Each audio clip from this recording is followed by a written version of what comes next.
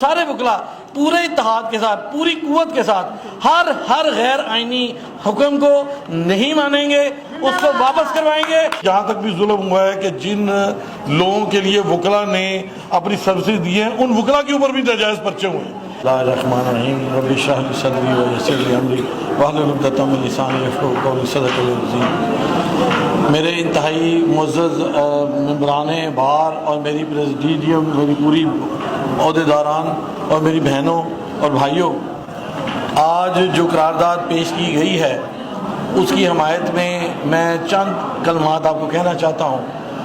ہم سب جانتے ہیں کہ 1947 میں جب پاکستان کو قربانیاں دینے کے بعد حاصل کیا تو اس کو ریگولیٹ کرنے کے لیے ہم نے کانسٹیٹیوشن بنایا۔ وہ کانسٹیٹیوشن درجہ بہ درجہ بنا اور اب 1973 کا قانون آئین جو ہے وہ ہمارے لیے قابل احترام بھی ہے، اور اس کے مطابق ہر پاور کو، ہر اسٹیٹ کے آرگن کو عمل کرنا ہے۔ اور آپ جانتے ہیں کہ 3 پلرز آف دی اسٹیٹ ہمارے کانسٹیٹیوشن نے دیے ہیں، ایگزیکٹو ہے، لیجسلیچر ہے اور جوڈیکیچر ہے۔ اور آپ یہ بھی جانتے ہیں کہ ان کے درمیان اگر کوئی مس انڈرسٹینڈنگ ہے، انٹرپریٹیشن ہے، تو وہ کرنی ہے عدلیہ نے وضاحت۔ اور عدلیہ کی اسسٹنس کون کرتا ہے؟ آپ اور ہم۔ ایبل اسسٹنس کے بغیر عدلیہ بھی صحیح فیصلے نہیں کر سکتی۔ اس لیے میں مختصراً یہ بات کہوں گا، سب دوستوں کی باتوں کو سپورٹ کرتے ہوئے، خاتم حسین کیسر صاحب، سلیم لادی صاحب، ہمارے بلر صاحب، باقی جتنے راہیل چیمہ صاحب کی، کہ ہم آج جس تحریک کا آغاز کرنے جا رہے ہیں اس کا ایک ہی ایجنڈا ہے کہ ہم وہ لائرز ہیں جنہوں نے کانسٹیٹیوشن میں بیلنس اور عدلیہ کے جو مقاصد ہیں کہ انہوں نے باقی پلرز آف اسٹیٹ میں ایکولنس پیدا کرنی ہے، ان کو ان کی ذمہ داریاں سے احساس پیدا کرنے کے لیے، اور جو ریاستی ادارے ہمارے فنڈامنٹل رائٹس کے وائلیشن کر رہے ہیں اور جن کو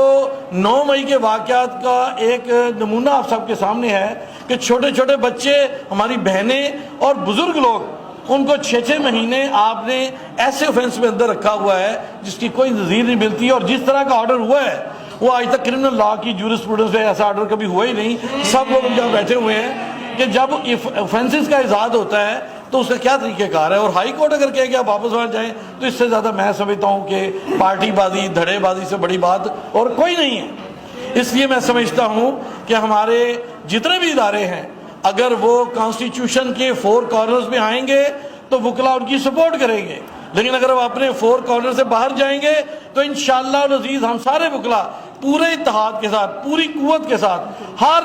غیر آئینی حکم کو نہیں مانیں گے، اس کو واپس کروائیں گے، اور انشاءاللہ العزیز جو زیادتیاں ہو رہی ہیں اور جو آئینی حقوق نہیں دیے جا رہے ان کی واپس بحالی تک پوری جدوجہد کریں گے۔ اسی کے ساتھ میں سمجھتا ہوں کہ ہماری جو آج کی قرارداد ہے اس کو بھرپور منظور ہونا چاہیے، اور جس تحریک کا پرامن طور پر آج ہم آغاز کر رہے ہیں